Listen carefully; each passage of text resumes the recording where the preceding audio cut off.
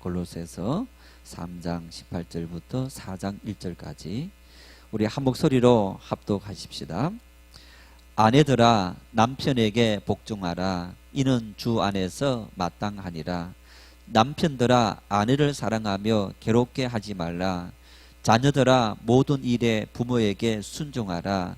이는 주 안에서 기쁘게 하는 것이니라. 아비들아 너희 자녀를 노엽게 하지 말지니 낙심할까 함이라. 종들아 모든 일에 육신의 상전들에게 순종하되 사람을 기쁘게 하는 자와 같이 눈가림만 하지 말고 오직 주를 두려워하여 성실한 마음으로 하라. 무슨 일을 하든지 마음을 다하여 주께 하듯 하고 사람에게 하듯 하지 말라. 이는 기업의 상을 주께 받을 줄 아나니 너희는 주 그리스도를 섬기느니라. 불의를 행하는 자는 불의의 보응을 받으리니 주는 사람을 외모로 취하심이 없느니라. 상전들아 의와 공평을 종들에게 베풀지니 너희에게도 하늘의 상전이 계심을 알지어다. 아멘. 유명한 철학자 아리스토텔레스가 사람은 사회적인 동물이다 그랬습니다.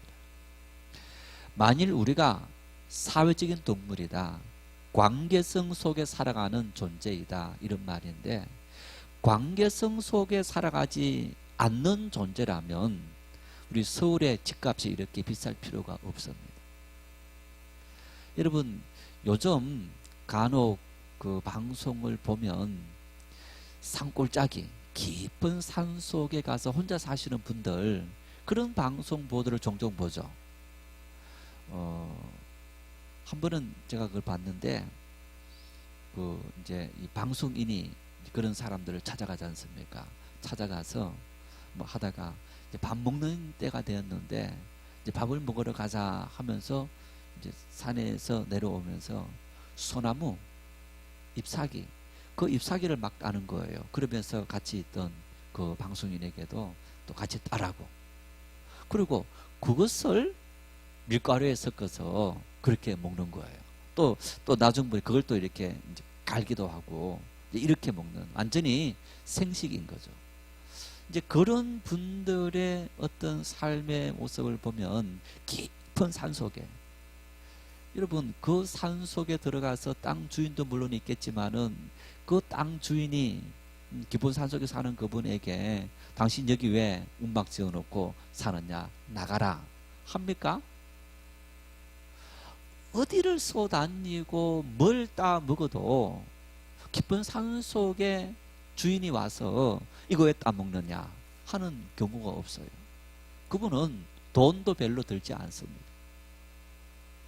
차 타고 다니는 일도 거의 없고, 보니까 이제 한 번씩 산에서 나는 것들을 이렇게 채취해서 송이버섯 같은 것들도 따서 그러면서 이제 시장 가서 팔아서 또 자기 필요한 것들을 좀 사서 하는 완전히 자유인으로 살아가는 그런 모습을 종종 보게 됩니다. 만일 우리가 관계성 속에서 살아가는 존재가 아니라면 서울에 이렇게 아파트 높이 지을 필요 없이 우리나라 섬 3,000개가 넘습니다. 이런 수많은 섬들에 사람이 살지 않는 무인도도 꽤 많이 있습니다. 거기 들어가서 배짱 편하게 혼자 살아갈 수도 있는 거예요. 그런데 그렇게 하지 않고 왜 또 요즘은 어떻습니까? 요즘 어디입니까? 이탈리아의 해안 도시에는요 집을 렌트해 주는데 한 달에 1불이면 집을 렌트해 준다는 거예요. 그 대신 조건은 이제 어른 한 명과 아이 한 명이 꼭 있어야 된다 이런 조건을 붙인다는 거예요. 그래서 우리 돈으로 거의 1,000만 원 미만이면 또 어떤 지역들은 집을 이렇게 본인이 살 수 있도록 해준다는 거예요. 오래된 그런 도시들이 사람이 자꾸 도시로 빠져나가고 또 그런 이제 시골 마을들이 사람들이 없어지니까 그 사람들을 유치시키기 위해서 그런 이제 보도까지 또 광고까지 하는 이런 모습을 봅니다. 왜 사람들이 자꾸만 도시로 몰려드는 겁니까? 집값은 이렇게 비싼데 집값 비싸다 비싸다 하면서 시골 가서 사는 사람들이 별로 없어요. 다 도시에 꾸역꾸역 삽니다.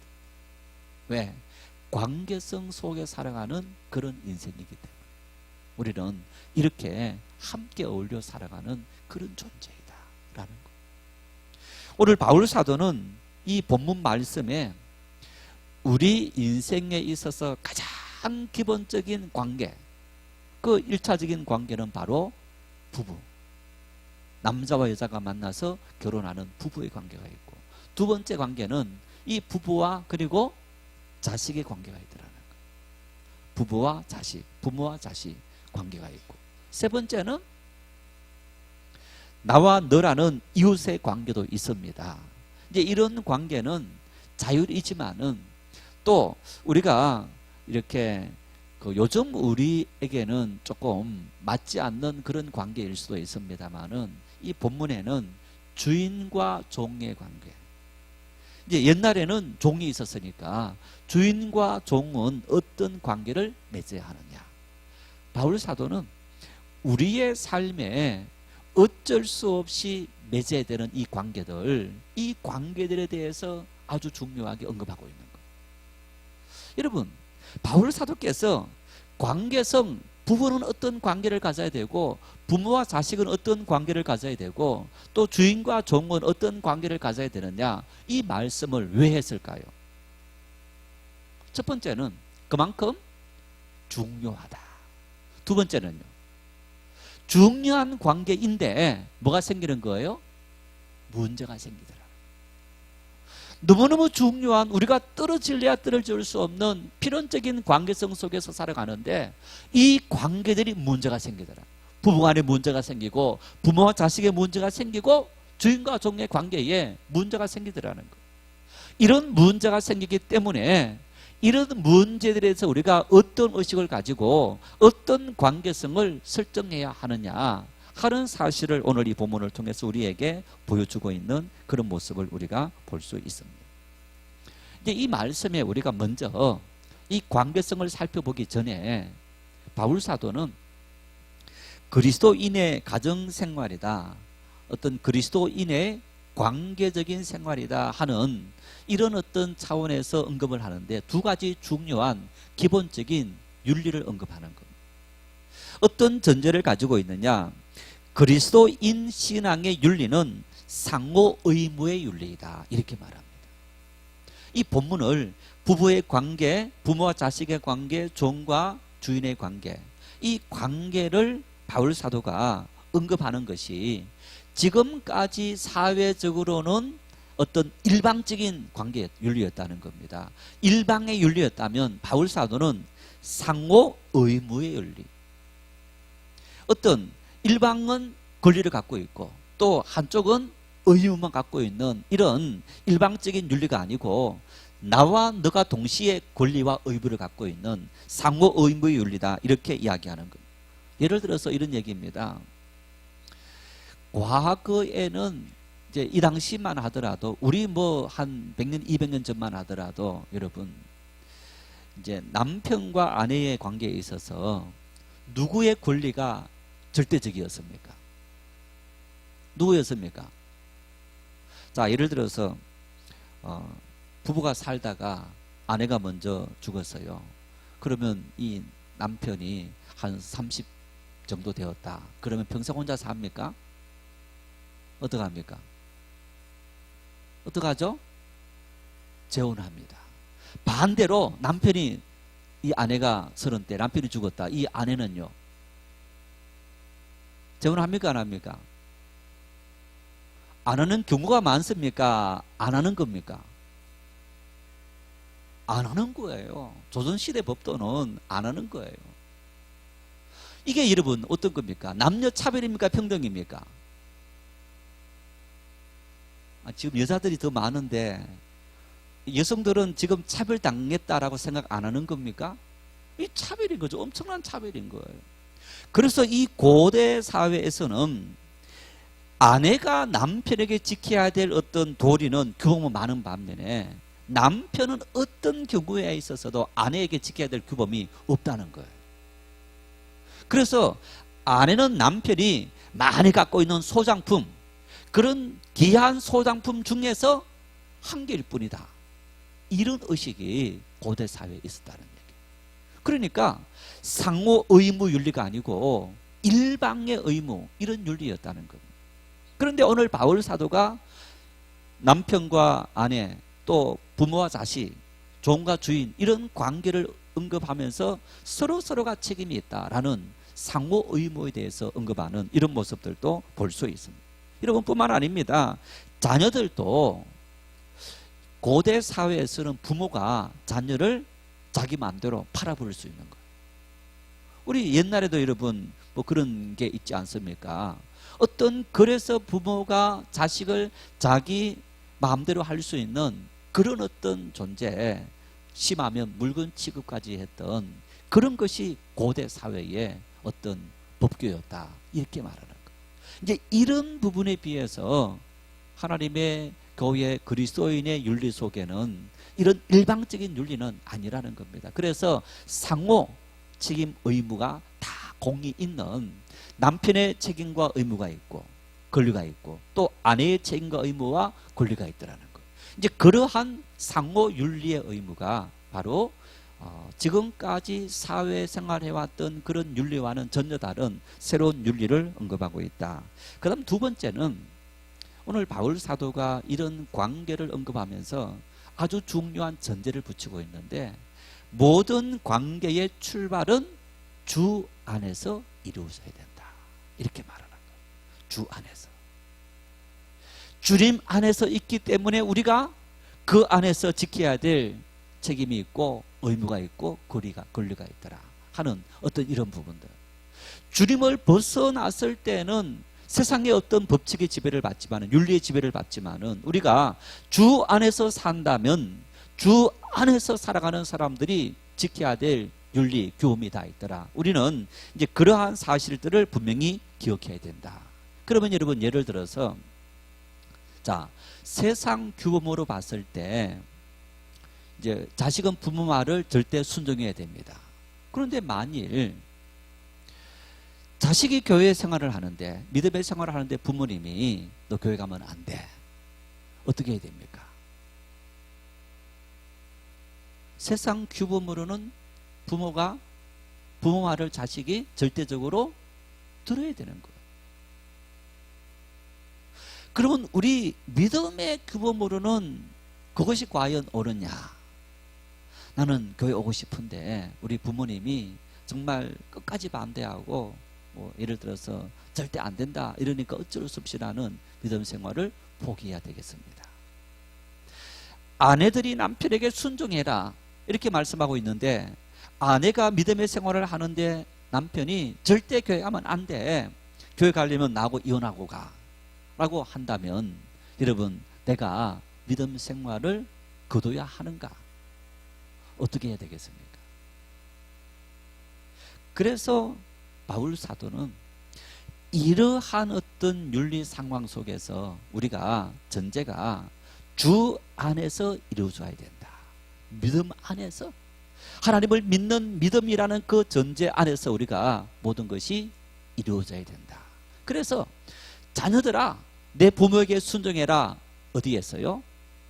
주 안에서 순종해라. 이렇게 말씀하는 거예요. 그래서 그 당시 바울 사도 시대의 당시의 사람들에게, 이런 관계성들 때문에 굉장히 곤란함에 빠져 있던 사람들에게 세상 윤리는 어떤 일방의 윤리였지만은 우리 그리스도인의 윤리는 서로 상방의 상호 의무의 윤리이다. 뿐만 아니라 그리스도인의 윤리는 세상 규범을 따르는 윤리가 아니고 주 안에서 하나님의 말씀 안에 거하는 그런 윤리를 따르는 것이 바로 그리스도인의 윤리다 하는 이런 전제를 이 본문 말씀 속에 전제로 깔고 있는 것을 우리가 볼 수 있습니다. 이제 그런 관계성 속에서 우리가 이 말씀을 이해하면 이 말씀을 구체적으로 이해할 수 있는 것을 우리가 볼 수 있습니다. 그래서 이 관계성 속에서 제일 중요한 첫 번째 관계, 부부의 관계에 대해서 바울 사도가 언급하고 있는데, 먼저 신앙인의 부부는 서로 어떤 관계가 되어야 하느냐, 18절 19절에 이렇게 말씀합니다. 우리 같이 읽겠습니다. 아내들아 남편에게 복종하라. 이는 주 안에서 마땅하니라. 남편들아 아내를 사랑하며 괴롭게 하지 말라. 제가 방금 두 가지를 말했지 않습니까? 상호 의무, 그리고 주 안에서. 여기도 보니까 아내들아 남편에게 복종해라 이렇게 말씀합니다. 그런데 어디에서요? 주 안에서 마땅하니라. 남편의 말에 절대 순종하는 것이 마땅하다, 복종하는 것이 마땅하다. 그런데 전제가 주 안에서. 주 안에서 우리가 수용할 수 있는 모든 것을 다 수용하라는 얘기입니다. 그러나 우리가 주님 안에서 떠나도록 만드는 그런 부분에 있어서는 수용할 수 없는 한도도 있더라 하는 것을 이 말씀을 통해서 전제하고 있는 것을 볼 수 있습니다. 그래서 먼저 부부간의 관계에 있어서 첫 번째는 아내는 어떻게 해야 되느냐? 남편에게 복종해야 한다. 복종해야 된다. 복종이라는 말이 무슨 얘기입니까? 남편의 말에 이유를 달지 말고 정말 남편을 절대적으로 존중하고 존경하는 그런 마음을 가지고 남편의 말을 잘 따르고 순종하는 어떤 그런 삶을 살아가야 한다라고 이야기하는 거예요. 왜 남편에게 이런 권한을 주면서 남편의 말에 복종해라 라고 했느냐? 정말 남편이 정말 가정에 대한 책임이 전혀 없이, 삶에 대한 책임이 전혀 없이 자기 멋대로 술 마시고 엉청망청 이런 사람에게 복종해라 하는 게 아닙니다. 올바른 윤리와 규범 속에 살아가는 그런 전제가 이미 깔려 있는 겁니다. 또 주 안에서라는 전제가 깔려 있다는 사실을 우리가 생각해야 되는 거예요. 그러면 그런 관계성 속에서 왜 남편의 말에 이렇게 복종하다시피 해야 되느냐? 그 이유는 바로 남편에게는 가정을 다스리고 지킬 권한과 의무를 주셨기 때문이다.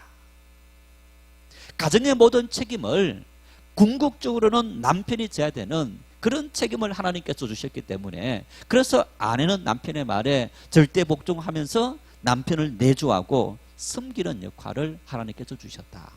이런 전제를 바울 사도는 깔고 있는 거예요. 그런데 여러분, 남편으로서는 책임과 의무가 없느냐? 역시 없는 게 아닙니다. 남편의 책임과 의무로서 아내를 사랑하며 괴롭게 하지 말라 이렇게 말합니다. 아내를 사랑하고 괴롭게 하지 말아라.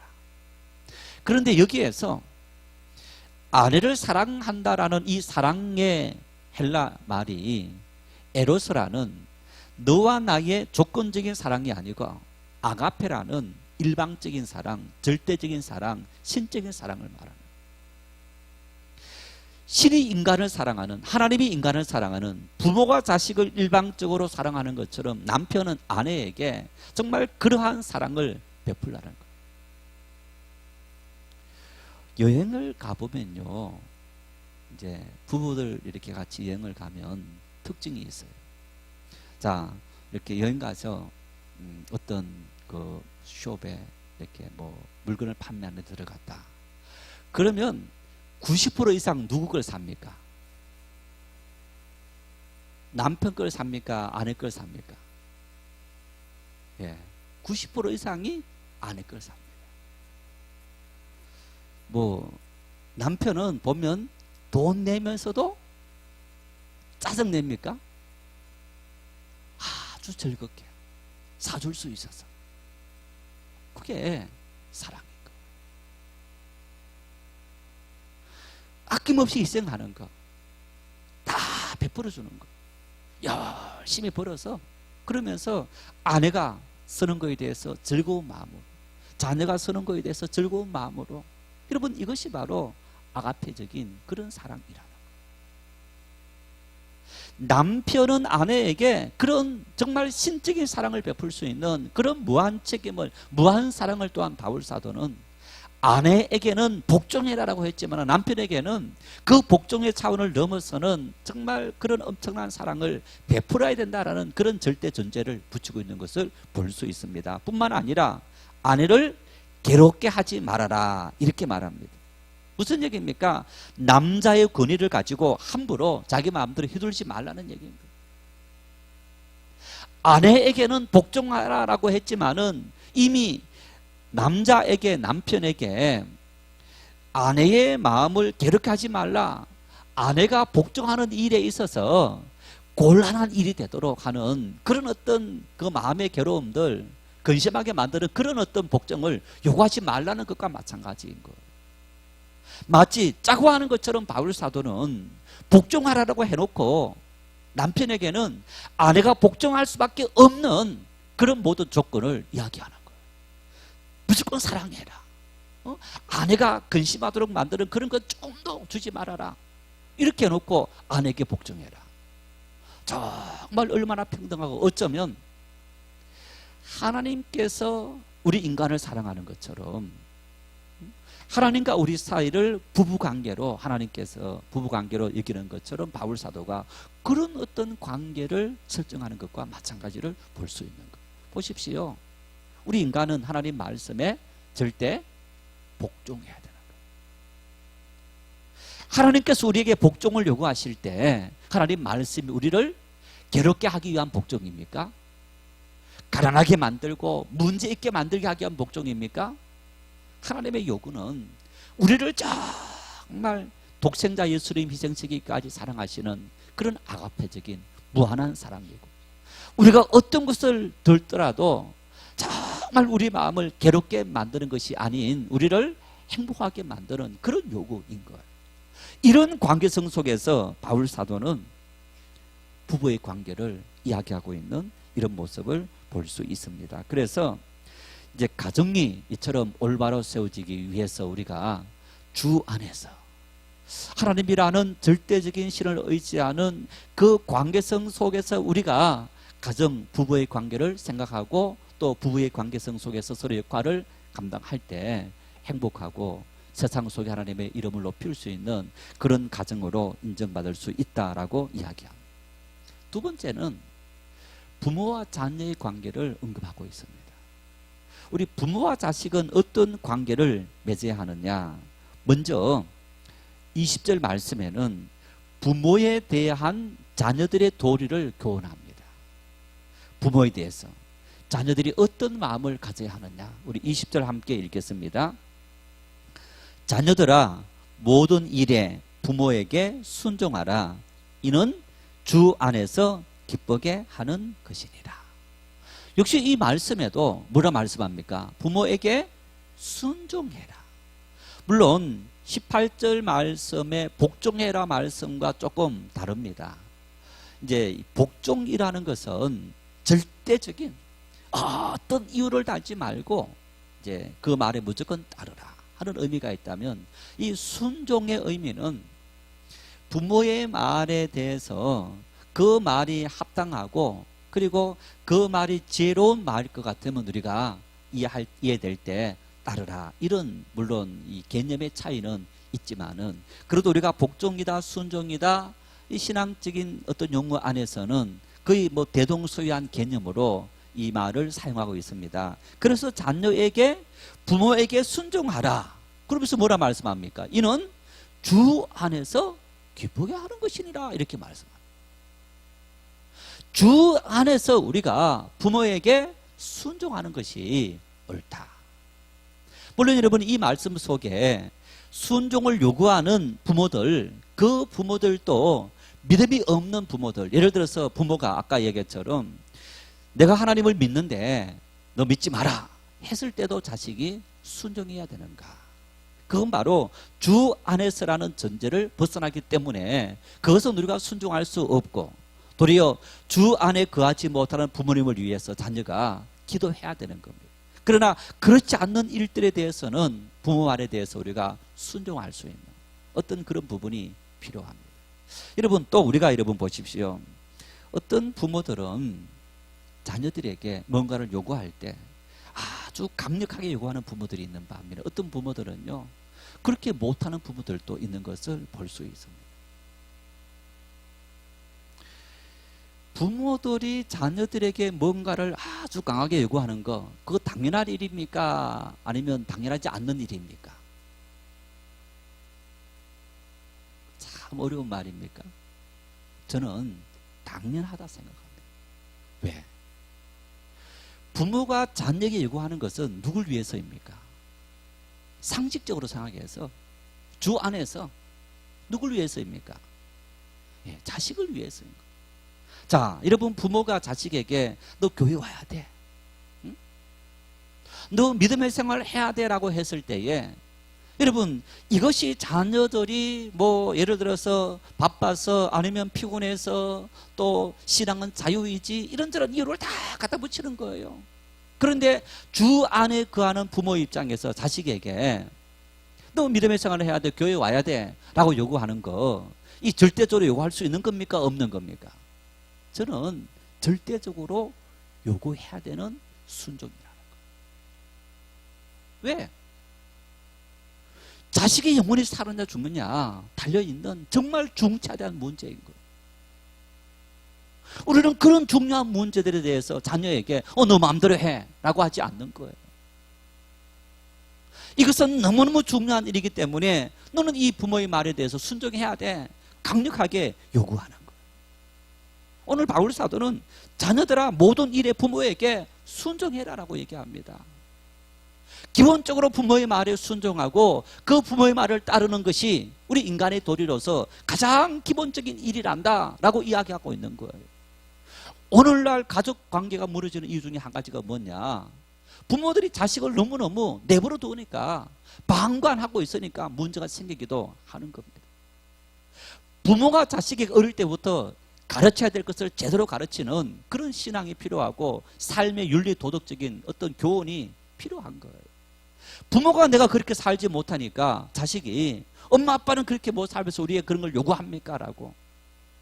그러다 보니까 좀 속된 말로 부모의 말의 권위가 무시되어지는 이런 모습을 볼 수 있는데, 여러분 우리가 자녀를 키우면서 내가 너를 어떻게 키웠느냐, 어떻게 양육했느냐, 내가 너희들에게 우리가 너희들이 요구하는 것이 뭐냐, 여러분 그런 어떤 것들을 우리가 교훈하면서 강력하게 너를 위해서, 너 영혼을 위해서, 너 인생을 위해서 우리는 주 안에서 부모들이 자녀에게 절대적인 순종을 요구해야 되는 거예요. 부모는 누구를 대신해서 있는 겁니까? 자녀들에게 하나님을 대신해서 있는 거예요. 이어서 자녀에 대한 부모의 도리, 방금에는 부모에 대한 자녀들의 도리를 교훈했다면 이제 이번에는 자녀에 대한 부모의 도리를 언급하는데 21절 같이 읽겠습니다. 아비들아 너희 자녀를 노엽게 하지 말지니 낙심할까 함이라. 아비들아 너희 자녀들 노엽게 하지 말아라 이렇게 말씀합니다. 노엽게 한다 이 말이 무슨 얘기냐면 자극하지 말아라, 자녀들을 흥분시키지 말아라. 자녀들에게 정말 턱도 없는 요구, 자녀들에게 도무지 받아들일 수 없는, 수용할 수 없는 그런 이상한 요구, 이런 요구를 하지 말라는 얘기입니다. 자녀들에게 윤리를 제대로 가르치고 도덕을 제대로 가르치고 인간다움을 제대로 가르치고 믿음을 제대로 가르치는 그런 정상적이고 건전한 부모, 그런 부모가 되어야 되지, 도무지 자식을 자식답게 가르치지 않는 어떤 그래서 자녀가 흥분하고 노여워하고 부모를 거역하도록 만드는 이 모든 원인이 바로 부모의 잘못된 요구로부터 출발되어진다라고 이야기하는 거예요. 무슨 얘기입니까? 자녀가 부모의 말에 대해 순종하기 위해서는 부모가 자식이 순종할 만한 그런 요구를 해야 된다라는 얘기이기도 합니다. 오늘날 우리 부모와 자식 간에 많은 관계가 깨어지는 이유 중에 한 가지가 우리나라 특히 자녀 교육이 대단하지 않습니까? 저도 두 아이 키우면서 그런 경험 해봤습니다만은 여러분 아이들이 초등학교 1학년, 2학년, 3학년 들어가면 가서 이제 학교에서 뭐 시험 치지 않습니까? 받아쓰기 시험 뭐 시험 치죠. 그러면 아이가 막 와서 시험지 이렇게 100점 맞은 건 내밉니다. 어떤 100점입니까? 받아쓰기에서 90점, 100점 맞아서. 또 국어단 아니면 더하기 빼기 해갖고 90점, 100점 맞아서. 그러면 그 맞은 거 가지고 또 학교에서 뭘 줍니까? 100점 맞은 아이들에게는 최우수상, 90점 맞은 애에게는 우수상 줍니다. 최우수상이 우리 아이 하나만 맞았겠어요? 받았겠어요? 상에 대해서 우리가 알고 있는 최우수상 한 명만 주는 상이 아니고 100점 맞은 아이들에게 다 최우수상을 주는 거예요. 3명이 될 수도 있고 4명이 될 수도 있고 10명이 될 수도 있는 거예요. 그렇게 아이들이 초등학교 2학년, 3학년, 4학년, 5학년 다니면서 점수를 잘 맞았어요. 우리 아이 천재이다. 전부 다 서울대 보낼 줄 생각하고 있어요. 중학교 가고 고등학교 가면서 성적이 뚝뚝뚝 떨어집니다. 막 자녀를 딱달합니다. 과외도 시키고 이런저런 걸 하면서 막 하는데 정말 힘을 다합니다. 그리고 자녀에게 야 이렇게 희생하는데 이렇게 도와주는데 이렇게 힘을 다하는데 너는 결과가 이것밖에 안 되느냐. 누가 더 답답하겠습니까? 부모가 더 답답합니까? 자식이 더 답답합니까? 사실은 자식이 더 답답한 거예요. 이 머리라는 지식이라는 재능을 타고 태어납니까? 아니면 후천적입니까? 선천적입니까? 선천적인 영향이 많습니까? 후천적인 영향이 많습니까? 예, 후천적인 노력도 있지만은 선천적인 영향을 많이 받습니다. 천재는 1%의 영감과 99% 노력이다. 그래서 99% 노력이 중요하다라고 우리가 그렇게 말을 하지만은 사실은 그 1%의 영감이 없으면 99%의 노력이 소용없더라는 얘기예요. 그 1% 영감이 예를 들어서 거의 태어날 때부터 길러주느냐 아니냐. 이제 어떤 집은 보면요 정말 자식들이 다 머리가 똑똑해. 부모들이 자식을 별로 공부도 안 시켜. 그런데 뭐 카이스트 가고 서울대 가고 고대 가고 다 가는 거야. 어떤 집은 정말 자식을 위해서 열심히 투자하는데 안 되는 거야. 왜 그런 겁니까? 자식이 노력 안 했기 때문에 그런 겁니까? 타고 태어난 게 있는 거예요. 그런데 우리 부모들은 과도하게 자식들에게 요구하고 기대를 갖고 있고 그러다 보니까 자녀들이 그것이 상처가 되기도 하고 잘못된 길로 빠지게 되는 이런 부분들을 우리가 분명히 볼 수 있는 거예요. 그래서 오늘 이 말씀처럼 자식들을 노엽게 하지 말아라. 그들로 하여금 잘못된 길로 가도록 부모가 자극하고 흥분시키지 말아라. 그렇게 말을 하는 거예요. 자식을 책망하고 야단칠 때라도 잘 보고 한계를 넘지 말아야 하는 거예요. 부모가 자식을 야단칠 때 여러분 어떻게 야단칩니까? 예를 들어서 뭐 매를 대는 부모들도 있고 또 벌을 주면서 집 밖으로 쫓아내서 또 떨게 한다든가 그런 것도 있잖아요. 없습니까? 여러분 그런 적 없어요? 두 아이를 키우면서 큰 놈은 예를 들어서 말을 안 들으면 예를 들어서 뭐 5시까지 와라 안 왔어요. 그러면 이제 집에 못 들어오게 한다. 그러면 끝까지 집에 들어오려고 합니다. 들어와야 돼. 둘째는 들어오지 말라면 안 들어오는 거야. 그리고 야단을 치더라도 얘한테는 이건 안 되겠구나. 부모가 조절을 해야 되는 겁니다. 무조건 부모의 마음대로 하는 것이 아니고 아이들로 하여금 노엽게 하지 않는 그런 한계를 잘 그어가는 어떤 그런 부모의 태도, 부모의 자세가 자녀들에게 있어서 순종을 요구하는 그런 모습인 것을 우리가 볼 수 있어요. 제가 우리 아이들에게 어릴 때부터 이제 키우면서 버릇처럼 너희들은 엄마 아빠가 죽을 때까지 이제 예를 들어서 너희들 키우고 했을 때 20년 이상 키웠으니까 그때까지 여행 같이 가자 하면 너희들도 꼭 같이 가야 돼. 그렇게 이제 계속 주입을 시켰어요. 이제 지금 다 컸잖아요. 커서 이제 어디 가자. 그러면 뭐 회사 이런저런 것들로 안 맞아 떨어지더라도 꼭 시간을 이렇게 해서 내라. 그러면 아직까지는 내고 있습니다. 왜? 내가 너희들에게 그만큼 혜택을 베풀었으니까 너희도 우리를 위해서 그런 어떤 헌신이 필요한 게 아니냐.